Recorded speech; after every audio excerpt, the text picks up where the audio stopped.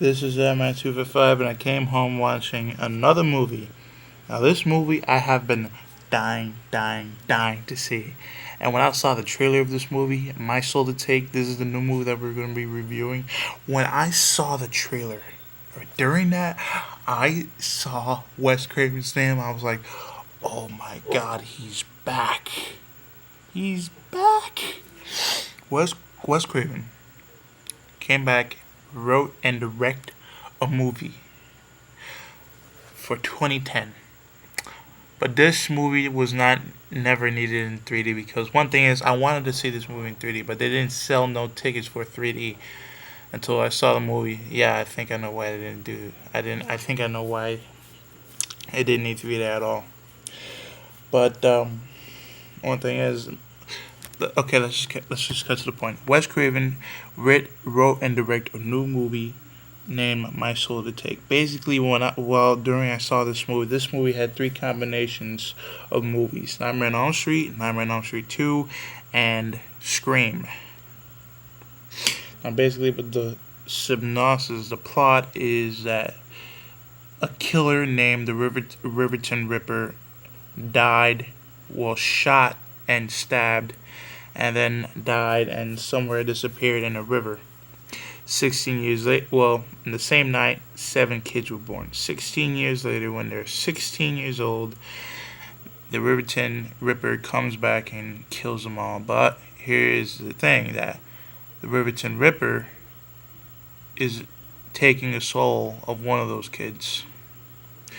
Basically, that's the whole synopsis. I don't know the full synopsis yet.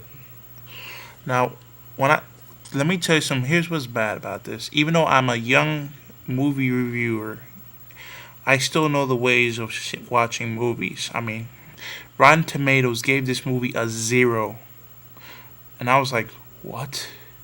Because I love Wes Craven. He is my favorite horror director ever since I seen Nightmare on Elm Street, Red Eye, New Nightmare, The Hills Have Eyes, Shocker, Deadly Friend. Those movies I've seen which were so. Oh, and Scream. Scream is one of my favorite series ever. I have one, two, three. Cannot wait for the fourth movie to come out next year in April. That is my goal of watching Wes Craven's movies. I love Wes Craven. He knows his writing is just awesome. But they hated this movie. They think of this as, oh boy, another killer teenager movie. Look, does not every horror movie does not have the same plot. I mean, yes, we do have teenagers going around in the woods or somewhere else getting killed off by a monster or a killer or an animal. But come on, seriously? To me, when I saw this movie, it didn't even feel like a teenage. Even though there were teenagers, they did get killed. But come on, I don't focus on what they give me. I focus on the story that Wes Craven has gave to me. But when I saw this movie, it was good, but it wasn't like that great as I expected. But it was still good. I mean, the movie was great. Um, it did have this great direction.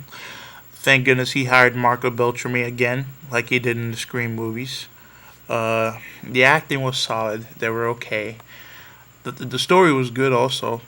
The music, loved it, and well, let's just say that there were no visuals in this movie, except for that blood part in the pool death. Now there was only one character that I for one, I for one, there was one character in this movie that I did not wanted to die. It was the red hair one. She died. I'm sorry for spoiling that. But if you haven't seen the movie, don't see this review.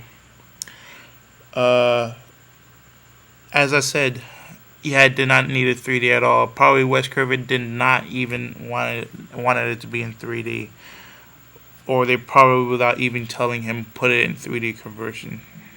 I don't know. They probably did. Now during the movie, it did had its combination of three movies: Nightmare on Elm Street, Nightmare on Elm Street 2, and Scream. The voice of the Ripper, well, even though it doesn't sound like the man that did the voice of Ghostface, but it sounded so similar. But I just checked, it wasn't him. All right, waking up without even knowing it was a Nightmare on Elm Street 2 and Nightmare on Elm Street from the dreams.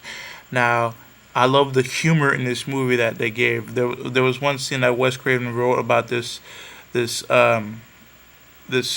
condor, this Californian condor that was the scene of a show and tell was just the show and tell was just so hilarious. When you see this movie, it you will just laugh. You will just laugh. Yeah, I tell you that. Um, a lot of people say the Asian died first. No, look at the flashback and then you'll know that somebody else died first before even the Asian. Seriously. There was one character I hate. I hated him. Thank God he died. He got stabbed. But the deaths were good. The deaths were good. Even though they're not like new when they were original, it was still good. Um, there were some scenes that they had taken out from the movie, as I seen in the trailer. You know, the hand. It doesn't. It doesn't. It doesn't appear. We focus more on the story that the main character was the son of the river, the river, the Riverton Ripper. I keep getting that name wrong. The Riverton Ripper, the son of the Riverton Ripper. Now we have seven kids, and one of them are the Ripper himself, because seven of those kids were born on the same night that the Ripper died. All right, it was one of them. We found out in the twist. Well, I'm not going to tell you the twist. I'm not going to tell you who it was until you see it. All right. I wouldn't even tell you the same thing since I'll be seeing Scream 4.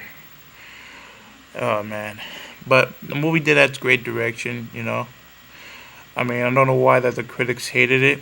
It was a good movie. I tell you that. I mean, just give it a watch. All right. Wes Craven's back. He made a new movie. Just give him some credit, man. Besides, critics, come on, don't take this movie too seriously. Even though I'm a YouTube, young movie critic, but I do know my ways of watching movies. All right. So here is the rating for My Soul to Take.